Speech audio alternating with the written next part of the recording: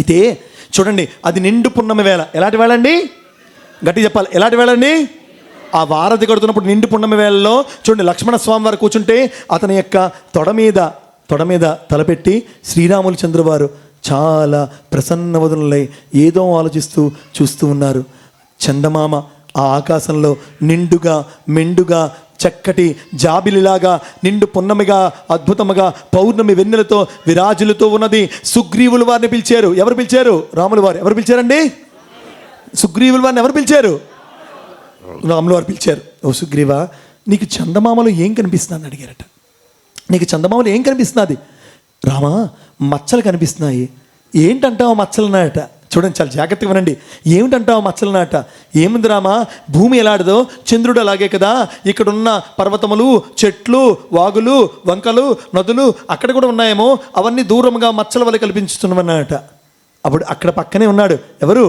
హనుమంతుడు, బలవంతుడు, గుణవంతుడు, ధైర్యవంతుడు, రామభక్తుడు, రామరామము రోమ రోమమను నిలిపిన హనుమంతుడు వంక చూసి రామా పలికెను అడిగెను హనుమా తెలుపుమా.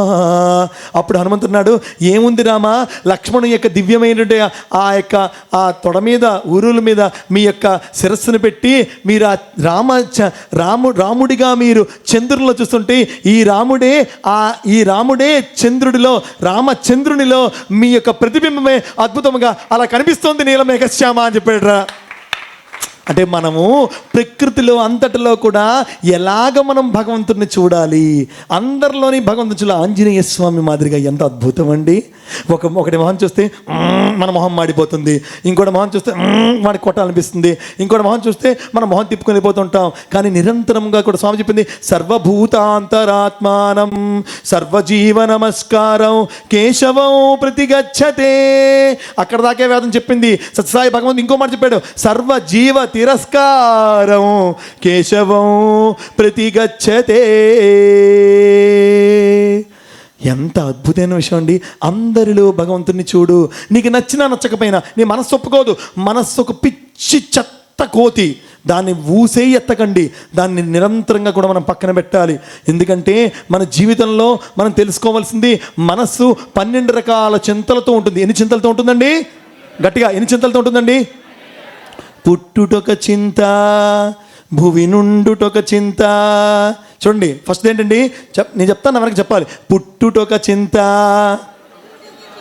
గట్టిగా చెప్పండి. పుట్టుటొక చింత, భువి నుండుట చింత, సంసారమొక చింత, చావు చింత, బాల్యమంతయు చింత, వార్ధక్యమొక చింత, జీవించుటొక చింత, చెడుపు చింత, కర్మలన్నీయు చింత, కష్టంబునొక చింత, సంతసంబు చింత, వింత చింత. ఈ 12 చింతలండి. ఈ 12 చింతలతోనే మనం బాధపడుతూ ఉన్నాం. కాబట్టి మనకి దేవుడు కనిపించట్లే. సర్వచింతలు బాపెడు సత్యసాయి భక్తి కొనుడు ఇకనైనా కోర్కమీర ప్రజలార కోర్కమీరా. ఈ 12 చింతలని బాపేటువంటి ఒక్క చింత సత్యసాయి చింతన అనేటువంటి దాన్ని తెలుసుకోని స్వామి చెప్తూ ఉన్నారు. 12 చింతలు. పుట్టుటొక చింత, పుట్టడం ఒక చింత. అమ్మ వీడు పుట్టాడురా, ఇంకా భూమి నుండి చింత, బతికినంతకాలం భూమి చింతే. సంసారం ఒక చింత, చావు చింత, బాల్యమంతయు చింత, వార్ధక్యం ముసలితనం మరి చెప్పక్కర్లేదు. జీవించుటొక చింత, జీవించినంతసేపు చింతే. చెడుపు చింత, తర్వాత కష్టంబులకు చింత, కష్టాల గురించి మనం చెప్పక్కర్లే. కర్మలన్నీ చింత, కర్మలన్నీ చింత చింత చింత చింత, కష్టంబునొక చింత. ఇంకో గొప్ప విషయం తెలుసండి, సంతసంబు చింత. ఇది ఇప్పుడు పట్టుకున్నాను అందరికీ దరిద్రం. అంటే ఎంటర్టైన్మెంట్ ఒక జబ్బు. నాకు ఇది లేకపోతే నేను ఉండలేను, ఈ సినిమా చూడకపోతే ఉండలేను, పనందరూ వెళ్ళకపోతే ఉండలేను, పన తిరపతి ఉండలేను. సంతసంబు చింత, వింత చింత. ప్రతి ఇది వింత వింత చింతలతో ఉన్నాడు. సర్వ చింతలు బాపడి సత్యసాయి భక్తి కొనుడు ఇకనైనా కోర్కమీర ప్రజలారా.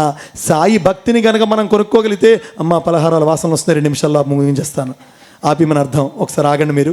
కాబట్టి ఈ చింతలన్నిటినీ బాపేటువంటి యొక్క సర్వచింతలు బాపేటువంటి ఆ కోరిక సాయి భక్తిని పెంచుకోండి.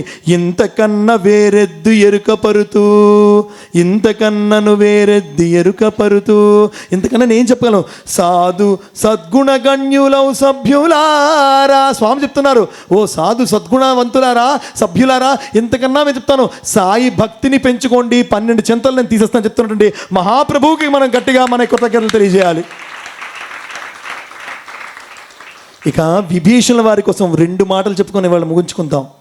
విభీషణుల వారు ఆ యుద్ధ రంగమందు రామరావణ యుద్ధంలో ఆ రావణాసురుడు యొక్క సైన్యంలో వస్తున్న ప్రతి ఒక్కటి కోసం రాముడు వెనకే ఉంటూ, రామా వీడికి చెవిలో ప్రాణం ఉండి కొట్టాయి, ఆ కోటి పడేస్తున్నాడు. రామా వీడికి ముక్కులో ప్రాణం కొట్టాయి, కొట్టేస్తున్నాడు. రామా వీడికి చేతుల్లో ప్రాణం కొట్టాయి, కొట్టేస్తున్నాడు. ఇలా అందరి గురించి చెప్తూ ఉంటే, చూసారా అండి, నువ్వు చూడండి, స్వామికుమార్ అడిగారు, విభీషణుడు గొప్పవాడా భీష్ముడు గొప్పవాడా?